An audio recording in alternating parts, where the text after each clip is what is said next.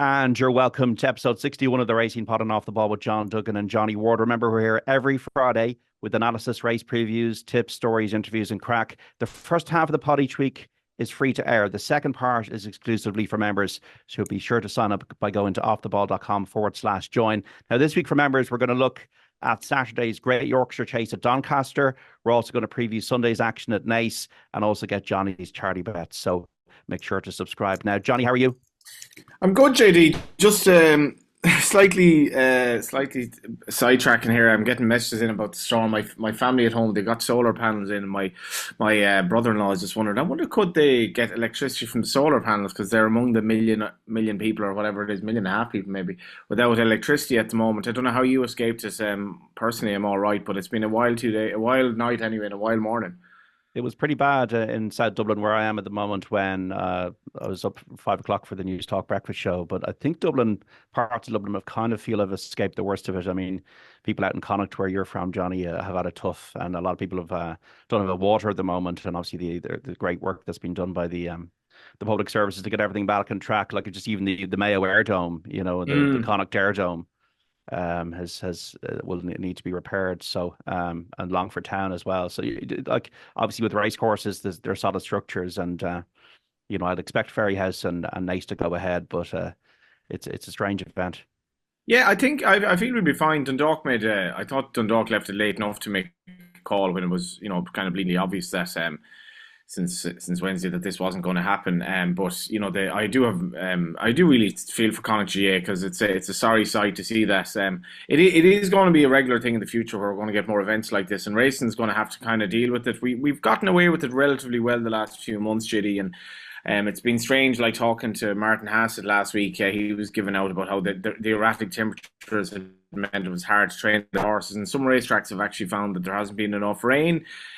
So the fact that we've raced over the 2 days, sadly enough, I think it's fair to say maybe some people are listening to this on the radio, they won't be able to watch it because they'll have no electricity, and they won't be able to get the TV on. So hopefully those who can watch, we might give them a winner or two, and ultimately something to look forward to after a very tough few hours. Absolutely. So the Thyestes Chase was at Gowran Park on Thursday. The race stops at County Kilkenny, and was watching it on television, and bright sunshine. That's unusual for Gowran Park. Nick Rocket won it, the Thyestes, 11 stone 11, trained by Willie Mullins and ridden by Paul Tannand. And I'm just seeing Paul Tannand hug the outside rail and then come and win from Velvet Elvis. And I'm just thinking to myself, this is like more at the moment, so far above of the other jockeys. They're great jockeys like Jack Kennedy, Rachel Blackmore, obviously, but the way Paul is riding, I Am Maximus in two nationals, Galopin des Champs, Banbridge, absurd.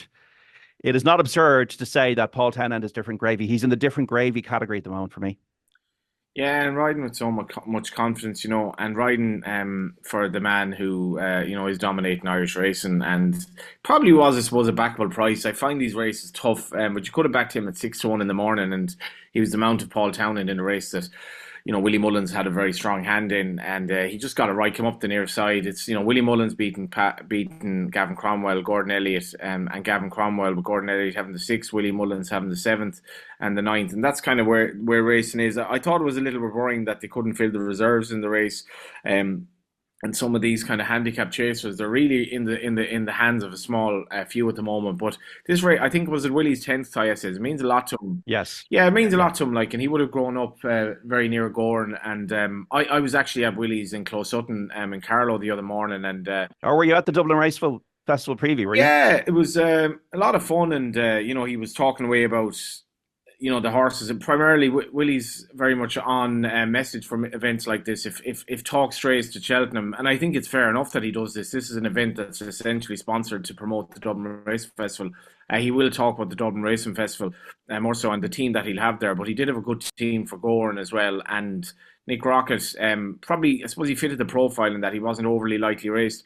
An emotional win for Connections as well, but Yes. I will say Velvet Elvis, JD, for Gavin Cromwell. Gavin's had a great run of it since the start of December. Ran an absolute blinder, miles clear of the third, and I know Derek Cairns has moved a few horses around in recent years to different yards, and I'm sure they were wondering what might have been. They still picked up 20 grand, but it was actually a cracking renewal of the race.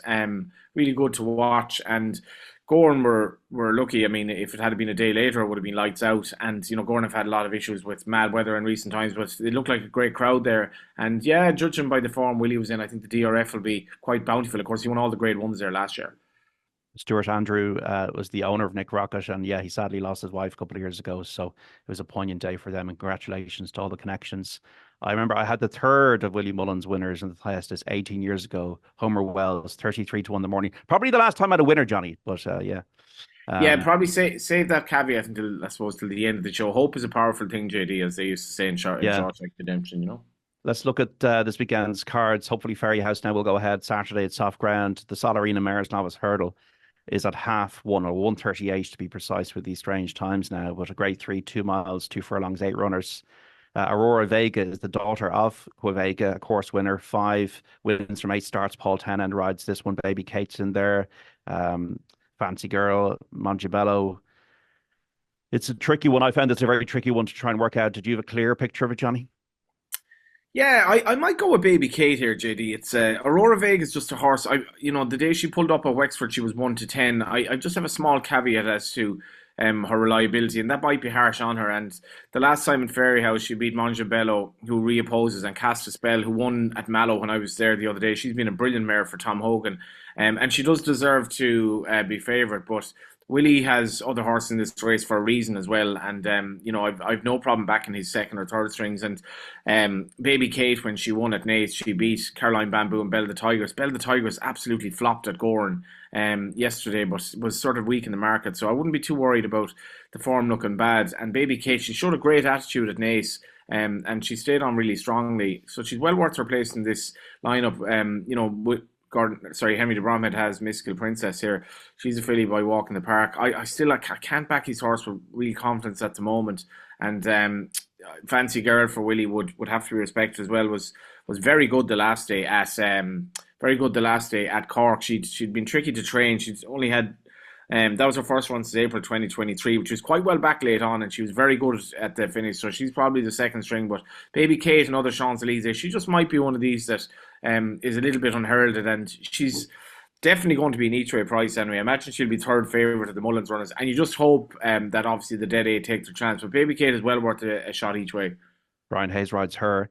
We also have Trials Day at Cheltenham on Saturday. A bit of softer ground now because of the rain that's coming across these islands, and good to soft in places, the going description. So let's start off with the Triumph Hurdle trial, 1:15, 2 miles and a furlong.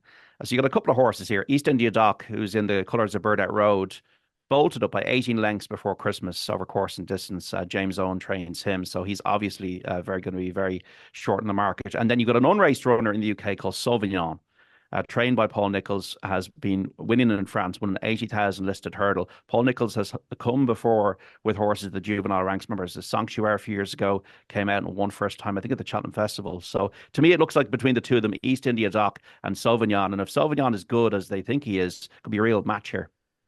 Yeah, and the betting is very, very slanted to East India Doc. Sauvignon, who handles that soft ground in France, he does have a tongue tie on here, which I know Paul Nicholls goes for headgear pretty readily, but it's just a little bit alarming that he's going for a tongue tie straight away on the horse. I put up East India Doc the last day at Cheltenham. That's gone back to the 16th of November now, the November meeting.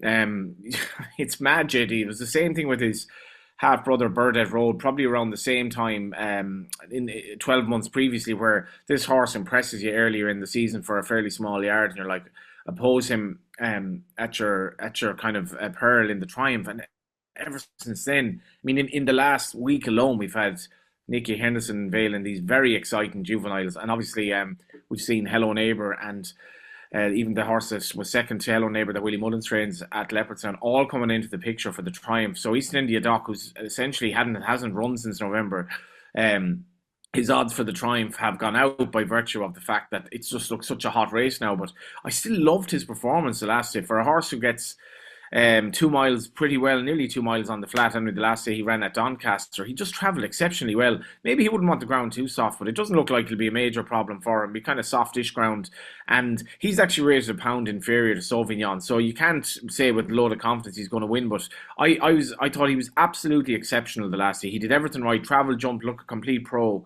and I'd be opposing him reluctantly. But the last day he was back from 5-2. I think he was 5-2 on the Friday, and we were talking about him 9-4. He went off odds on. I'm not sure you're going to get much bigger than 4-6 here, and around about 4-6, I'd probably watch the race. But he'd be really, really hard to beat on anything like that form. And what's to say he won't improve again? Yeah, I also think as well, you can read as many cards as you want, read as much form as you want, but what you see with your own eyes visually is always really important in racing because it doesn't lie. We have the Cotswold Chase as well, then 225, grade 2, 3 miles, 1.5 furlongs. Look, I thought Gentleman's Game ran really well in the Savile Chase at Leopardstown at Christmas behind Galopin des Champs, but the ground was decent then. I think this horse needs to have good ground. Just a little bit worried. I know he beat Brave Man's Game, I think, on soft ground in the Charlie Hall a couple of seasons ago, but I'm just a bit concerned now with L'Impresse probably being favoured with a softer ground. I suppose the only thing about L'Impresse, will he get home over an extended trip here, 3 miles, 1.5 furlongs? But if Gentleman's Game handles the going, I think he can definitely take this. Yeah, the ground will be significant, as you say. We're looking at a sort of soft, good, soft place on Friday, and the tail end of that storm will, probably bring some rain over there. I'm not sure. I'm not sure he's quite as reliant on the sort of nice ground you're talking about, JD. If you go through his form down the years, he won on soft to heavy in a maiden hurdle back in the day. He did win on soft ground at Leopardstown. He beat Iron Maximus. That was a mad day because I remember thinking that day that Iron Maximus was a good thing. That was in December 2022, and this guy just floored him. And then he sort of emerged as a candidate for the top honour, especially when he beat Bravenman's Game and Weatherby. Then, as you mentioned, in the Charlie Hall in 2023. I think the most important factor in Braveman's Game, Gentleman's Game's chance here, rather, is the fact that Mouse Morris's horses, who were really under cloud for much of 2024, have come back to form. He had the third in the Galmoy on Thursday. He had a horse, Auto Portrait, who was beaten but run well in Mallow the other day as well. And I spoke to him. It was one of those things that was really gnawing at him that, sometimes your horse, it's hard to put your finger on. He thinks he knew what it was. And this horse was third in a race in which Galopin des Champs, Factified were first and second. Like, that was a very good effort. So on his day, one of them is sort of just looking at the prices here now with William Hill. We're looking at 3-1 Braveman's Game versus Evans L'Impresse. Sorry, Gentleman's Game. I'm being very brave today. Gentleman's Game at 3-1 versus L'Impresse. Gentleman's Game's a lot shorter elsewhere. I think there's no doubt that you have to back the 3-1 there, even giving him weight. L'Impresse does love it around Cheltenham, but I feel if Gentleman's Game is back to his best, he'll be very hard not to crack. Is it just the two of them? State Stars never run over the distance before, and he's been out of form. I can't really see the others troubling the two. Can you? Yeah, Chantry House on his day wouldn't be without a chance. He's obviously stepping up from a very good effort the last day. And I wouldn't say it's necessarily a two-horse race. These races, Gentleman's Game's profile is such that I wouldn't be absolutely banking on him running his race either. So the others are entitled to their chance. Obviously, State Star, he would have questions to answer, I think, stepping up to this trip. Okay, the Unibet Hurdle, grade 2, 3 o'clock, 2 miles and a furlong, 5 runners. This is Constitution Hill. The cottonwood is off, Johnny, and he is rated 175, 29 pounds better than the next horse. So this is a schooling session as long as he doesn't fall, and we hope that he doesn't fall. We hope that he wins, and good to see him. Great to see him, yeah. The form scan in on outracing.com says the defection of Lossiemouth takes a little bit of gloss away. A little bit, understatement. That's a bit of an understatement, shall we say? A little bit of gloss away, because it was really intriguing just talking to Willie the other day, JD, where he was on about Lossiemouth, and he was basically saying we have trained her to settle, and when she ran against Constitution Hill at Kempton, then the race was over, going to the first, where she was going a 3-mile pace in a 2-mile hurdle race where she just couldn't go with him, and he wasn't. Whilst he was sort of saying Stateman's are number one, he wasn't at all giving up on her going forward. To be honest, I'm not sure why she's not running here. She does have the option, obviously, of the DRF, which maybe, hopefully for the DRF's sake, if she takes on Stateman alone, that'll be a fantastic race. Maybe there might have been the factor of the weather as well. Yeah, I think it could have been a travel issue, yeah. Yeah, that's fine. And to be honest, at the same time, understatement to no understatement, if Constitution Hill turns up here and looks anywhere near his best, that's fantastic for racing because of the profile of the injuries he's had. I couldn't back him at 1-10. He's had his fair share of victories. He's had 2 runs since April 2023. I didn't actually feel the last day he was necessarily best, beaten Bird Road by 9 lengths and pushed out. So we shall see. But if he shows up here and wins up snaff, that'd be brilliant for the champion hurdle. I'm still trying to kind of persuade people all these mares should be running in the champion hurdle regardless of their chance against Constitution Hill and State. Now we'll see what happens, but maybe if Lossiemouth now sidesteps this, she'll take on Stateman AL at the Dublin Racing Festival next weekend. 3:35 is the Cleeve Hurdle at Cheltenham on Trials Day, grade 2, 3 miles. I don't really like the principles here. Crambo has won the long walk hurdle at Ascot twice, but he flopped at Cheltenham at entry last season. We have Strong Leader is top rated, last in the long walk and has had wind surgery since, third in the race last season. But Ollie Murphy says Cheltenham does not suit him. The decent ground will suit him. Monmoral won the Pertemps over the course and distance at the festival, but this is a better grade and he's got an each way chance. Questions over the principles. Look, Gallo is a course winner. If the ground was better, Gallo would interest me. The bit of money for him. I know he might be seen as a bit of a handicap horse or over fences, but I think it's just a question whether the principals can turn up. Strong Leader, I suppose, being third in the race last season, but if Ollie Murphy says the course doesn't suit him, it's not great. So I don't know about you. Botox has been out of form. Gal Road needs to prove he's better than handicap class, but there has been money for him. There has been money for him. Yeah, he's been a very consistent stick. I think I put him up 3 runs back when he was second at Cheltenham. But he's a very consistent horse. Obviously, this is a different grade for him. These are in the staying division, which is kind of a little bit up in the air at the moment. These are up there with the best that the British have to offer. I tend to disagree with you actually there. I feel Strong Leader at 11-4 is better because he was 11-8 favourites the last day behind Crambo when Crambo was sent off 9-1. So there's no doubt in the market had massively favoured Strong Leader over Crambo, and Crambo fair enough showed up.